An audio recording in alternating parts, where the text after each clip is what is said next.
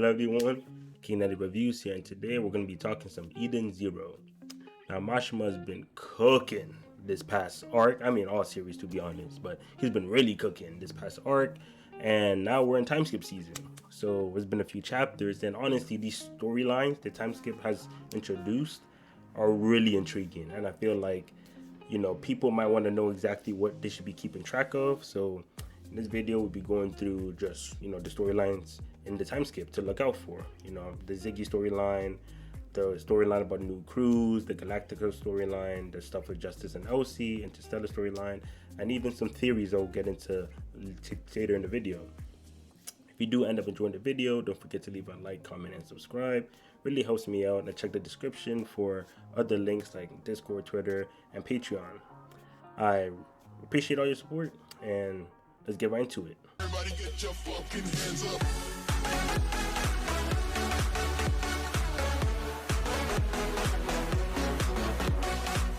So let's start with Ziggy. Now, Ziggy was Shiki's grandfather, teacher, taught him everything he knew, and turned out he was evil this entire time. Ridiculous.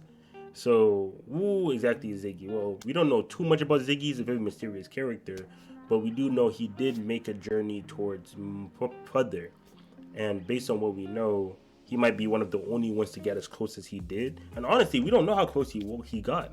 The one thing Ziggy did was he wiped out the memories of the entire Shining Stars, so there's no witnesses or proof except himself of what exactly happened in that journey. He brought back Shiki and claimed that he was a danger to the universe. We don't know Shiki's link with Mother, but we know that Ziggy believes, Shiki is dangerous and has to go.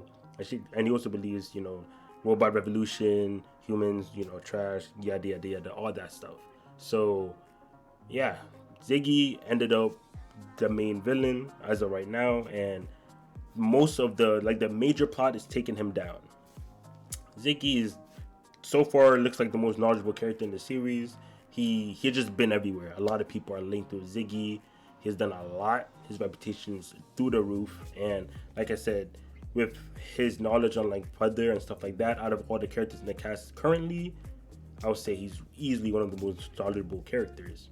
And just last arc, he took over the Al Cosmos, and of course he did say Al Cosmos was a bit useless now and stuff like that, but it's still a whole cosmos. We don't know exactly all the stuff he used the cosmos to get, all the that influence is used. That influence is huge. So the stuff there's a lot of technology, there's a lot of things that Al Cosmos was doing that he could have just gone for himself and leave. And he also got new powers there. He got Wormhole, one of the most broken abilities in the series. So Wormhole that he took from Nero, it's insane. And the fact that he could steal it is also insane. Ziggy's incredibly dangerous. And the main reason why was because he has true gravity. Zeno Liftback and Foresta mentioned that true gravity is gravity that defies even concepts. We saw it a bit in the Draken arc, where Shiki kind of gravitated his memories, Draken's memories, and we saw it in Foresta too, where he lifted Shiki's pain. Of course, the pain didn't go away; he just shifted it. But concepts that gravity shouldn't work on this, it works. So true gravity is very broken. Honestly, I think it's the most broken ability in this series, and because of that, Ziggy could be the strongest character of that alone. So, yeah, Ziggy very dangerous, but he did lose 2 Dark Stars, and we don't know if they were replaced, but Dark Stars, just one of them was completely giving problems for the entire Eden Zero crew back in the chapter early 100s. So the fact that he lost 2 of them because the Jaguar is pretty big, that leaves his defense a lot more open when it comes to fighting Ziggy, since instead of 4 Dark Stars to worry about, which are all incredibly powerful, it's just 2. Thanks to Jaguar. So Ziggy is, when it comes to that side of things, nerfed, but he's still incredibly powerful, incredibly influential. And yeah, he also had to talk with Elsie as well, showing his knowledge just on what things are saying and his mystery, because he mentioned that they picked the wrong option and they chose the wrong path, and because of that, it's now World 31, which no one else knows. It just only he knows. Even Elsie doesn't even know what he's talking about, and Elsie is a Galactica. And he also mentioned that because of the path that it didn't go as planned, like they chose the wrong path. Because of that, he doesn't even know what will happen now since the world switched. So it looked like Ziggy was trying to time something. He was trying to like have them go like a certain path, and then when the world switches, something happens. So there might be a third party involved somewhere, and that third party might be the reason why Ziggy didn't, just take the Owl Cosmos and then just go straight to Feather. Um, Whoever it is that Ziggy was like having trouble predicting the future, whatever's causing that, that could be something that Mashima gets into more moving forward. So just keep an eye out on that. And yeah, for the next 3 years, Ziggy, from what we've been seeing, has probably just been going planet to planet, leaving these cores that just mind control robots just go crazy. And Ziggy has been, and Shiki has been going planet to planet, breaking the cores and just saving the planets and robots. He has saved over 17 planets. No, he has saved 17 planets. And that's a feat, because people don't understand. I think up to now in this series, I don't even think we've been to 17 planets. I might need to fact check that, but I'm pretty sure we're at like 13 or 12, somewhere around there. Because the whole Sakura Cosmos, I don't think we've been to up to even 10.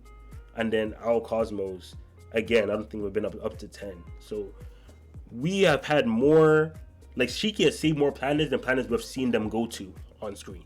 Like that's how much. And some of those planets we've seen them go to on screen, they didn't even save. Either the chronophage got it or it just blew up. So Shiki's doing some work. Saving 70 planets is insane. And we saw Victory and Justice. Victory gave the Eden Zero team like their credit. He said, wow, without these guys, we would have been in a lot of trouble. So yeah, Shiki's doing some good work. And because of course, Timeskip, we got some new designs. We have new Shiki. He seems a lot more confident. He said that he's now the sword and shield of the Eden Zero. So it seems that he picked up the Mantle Witch and Valkyrie left behind, which I love seeing that. And he seemed more focused. He really got that leader vibe going on now. So I just love to see it.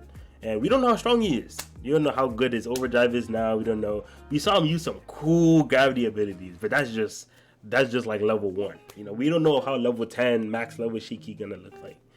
Of course, you have new Rebecca. We see Rebecca. She's finally popping on her B cube. Finally got the streams, got the comments, all of that. But we don't know how strong she is either. We don't know if her leaper powers got better, got more efficient. We don't know how much of a sharpshooter she is now. We don't even know if she unlocked overdrive during the time skip. Her and Happy, like we have no clue. So watch out for their power-ups. New Weiss as well. Weiss, of course, the scientist genius, mechanic guy. We already know he has overdrive, but we don't know how much he has taken his ability so far. We don't know how much he's capable of manipulating and stuff like that. We have new Laguna. We don't know if Laguna has, overdrive, but we don't know how far he could take his abilities too. So everyone, even new Homura. We don't know if Homura has now, been, because there were certain things on the ship that only Valkyrie could use. We don't know if Homura can now use them. We don't know how strong she is now. All that new Clean and Jin as well. Clean and Jin, we know that they wanted to stay in the Eden Zero ship. Of course, we don't know how much their duo, their duo overdrive is and stuff like that. We have to wait on that.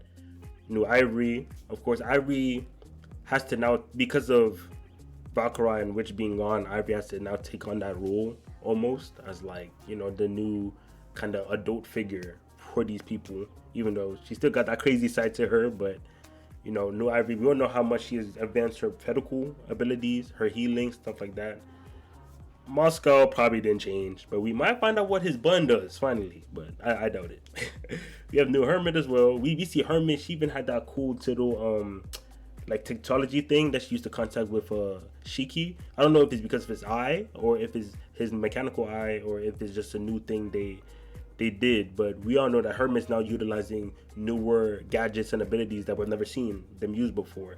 Like that thing I just mentioned, it's almost like a voice comm, like a radio that it can just beep and she can just talk to Shiki without him having to get a phone. and stuff like that.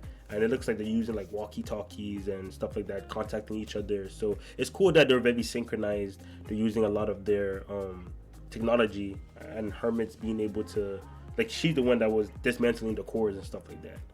And new Pino, my little girl Pino has been, she got new abilities and stuff like that. We don't know if this is the full extent of what Pino can do, but Pino doing her thing. And Couchpo is still in the crew. The mukbang YouTuber. She helped Rebecca get to where she's at, so she's fine with me. She's contributing, and I do wonder what her role is gonna be like in the Our Cosmos arc or saga when we're fighting Nero. She was a very, very good voice of reason to like Hermit and Ivory. So if she can continue to play that role, that'd be pretty cool. But outside of like the main crew and Ziggy, there's also the other Galacticas that were mentioned. The first one was Dead End Crow, the Titan of Eternal Darkness. Now, keep in mind, these names alone are insane. Like, Dead End Crow, Titan of Eternal Darkness. Like, of course, Titan is giving you like, is he like a huge character? And Eternal Darkness, of course, that speaks for itself, just how scary it is if that became his like name. Because we had Draken, he was just a dark alchemist, and we had Elsie, who was just armored space pirate. Elsie, those two were ridiculous. Draken is powerful. We didn't even see him get to use full overdrive the second time, So Draken's a powerful character, and he was just a dark alchemist. Elsie as well, extremely. We saw how she went in Foresta, armored space pirate, so that was it. But Dead End Crow, they even had the Horacion Interstellar people saying, yeah, like, LC is not much of a problem, but Dead End Crow, Titan of Eternal Darkness, that guy's a problem. They also mentioned Archbishop Saint Fire Knox. Archbishop and Saint Fire is given those like almost like church related words, religious related words. The Archbishop, Saint Fire, Saint. So I do wonder, because we do have Holy in the Interstellar Horacion say. So, and Holy is of course a religious kind of word. So I wonder if there's a connection there. Maybe she ends up fighting him or her. Who knows? And then the last one, God Aknoela, the Mother of Dragons. Of course, we've seen dragons in the series. They are big. So I don't know if she can control them, if she makes them, if they just follow her. But her name, there's literally God in her name, God Aknoela. Like, wow, okay. So the fact that these three Galacticas, they're hyping them up. Say, hey, these guys are problems. Don't even worry about OC. Worry about these three.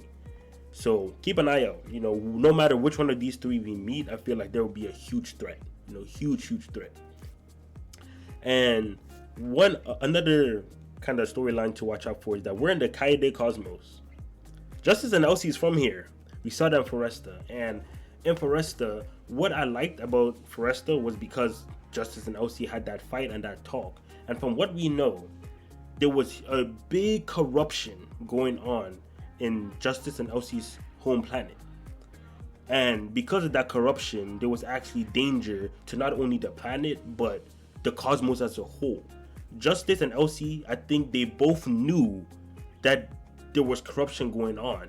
Justice's plan was, okay, I would grow and enter the government myself, and from the inside, I would change it.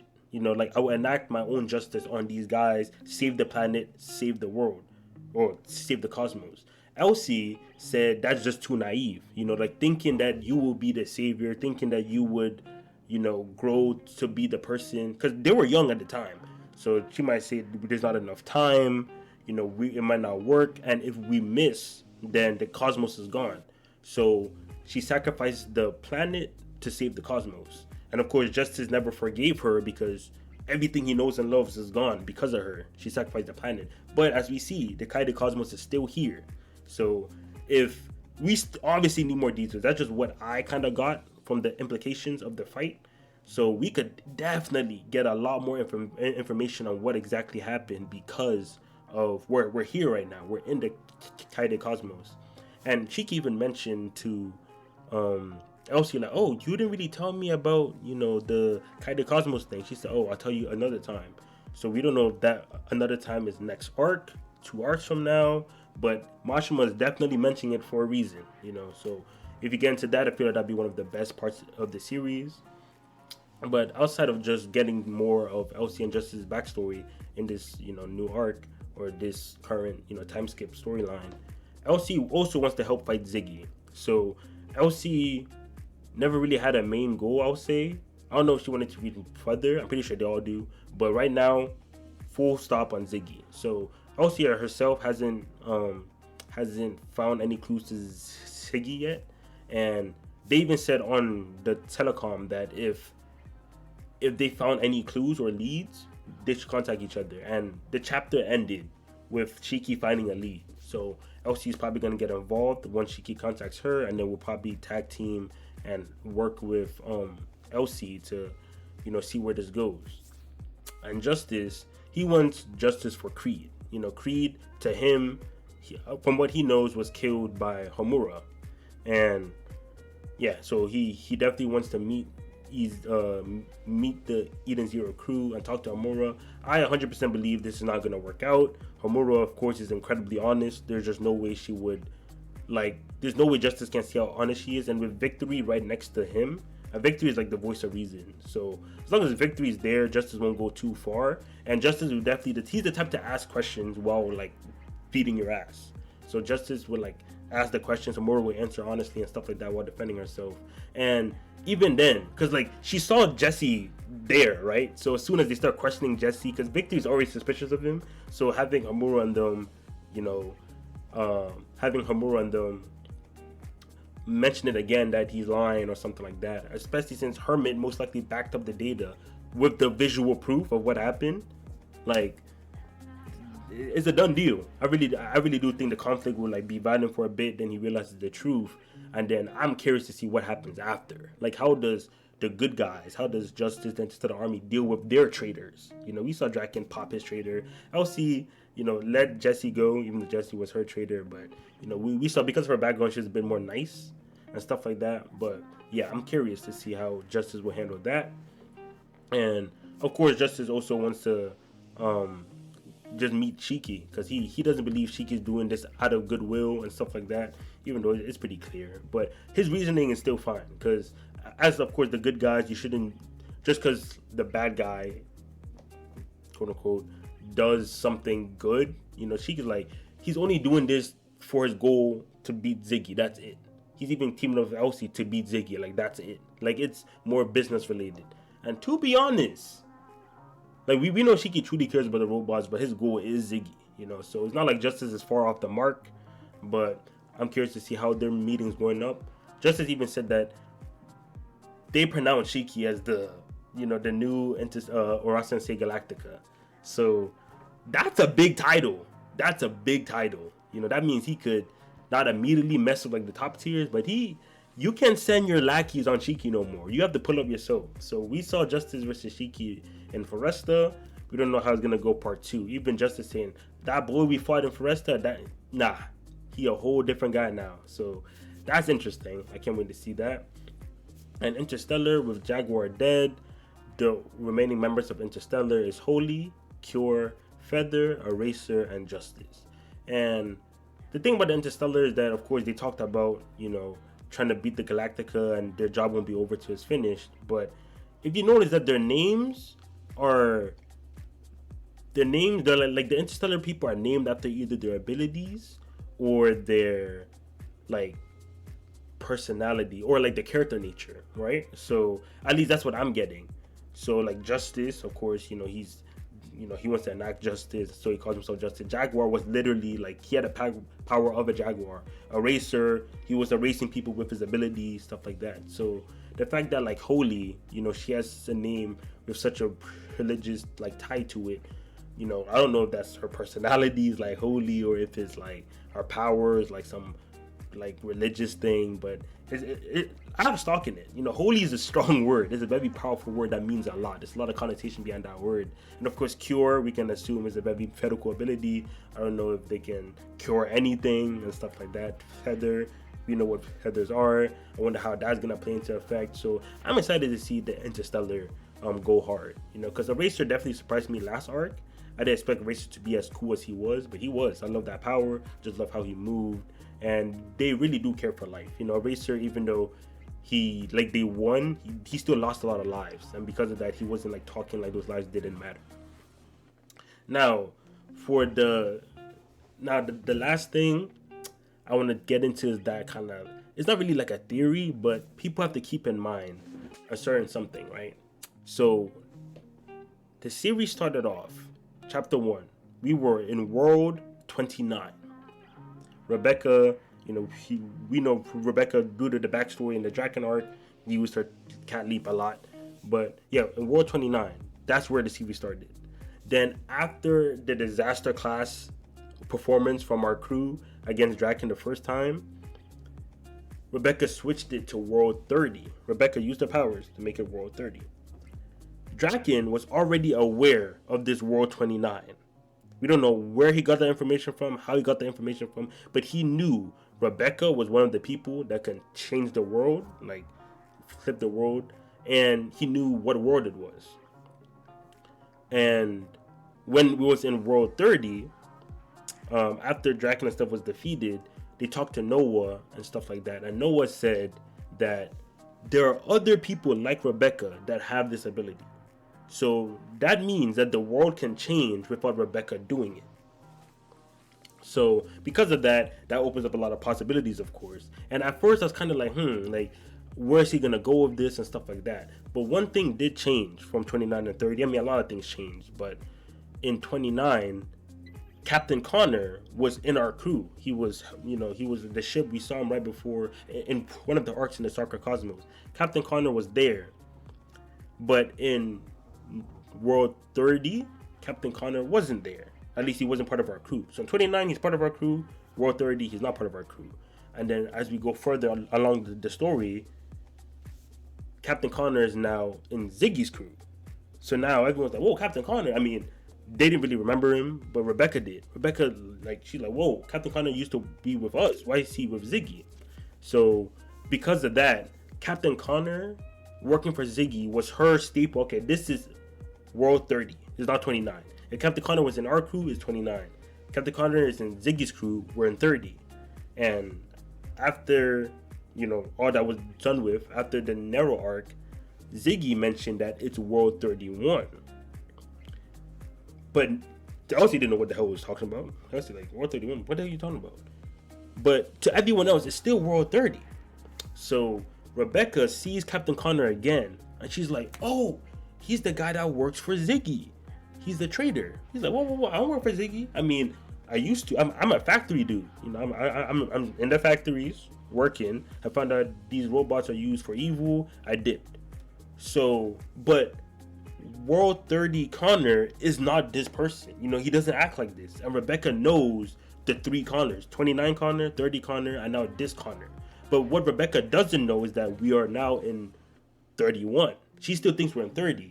But the fact that the Connor is different is a big discrepancy between the two worlds. So now, even though it's not confirmed, but now Rebecca's most likely gonna sit down and be like, World 30 is supposed to go like this, but it's not. So what happened?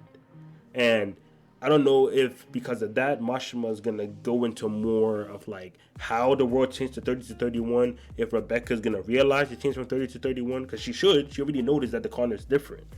So this whole Cat Leaper thing can be a really big deal, man. It can get deep because we're seeing how it's affecting these side characters, right? 31 changed, pretty much everything stayed the same, but characters like Connor is different, and we don't know what else changed. So whoever's behind these time changes, very, very scary person, because they can really manipulate how things go. A side character can be on your side, time change, everything stays the same, but now that side character is working for them. You never really know where things are gonna go.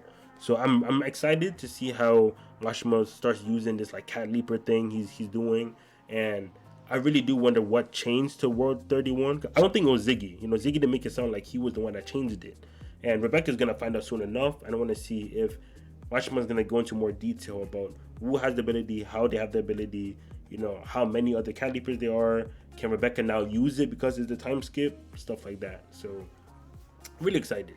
And the fact that Chiki just got his clue, it's looking like we're gonna go on a little like hunt. So it's like we go to this factory, see what's going on there. That might link to something else. It's kind of like we're uncovering all these clues, and then we finally meet Ziggy, and then have our final face off before we move on to meet Fudder. So I have no clue if this is gonna last the whole series, and then like to get to Ziggy, maybe we have to go through the other Galactica, or maybe we get to Ziggy first and then go to the other Galactica later. No clue.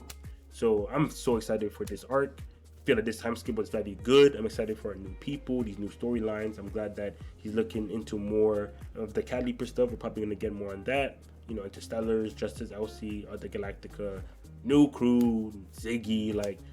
We're in for a treat. We are in for a treat, and I'm excited.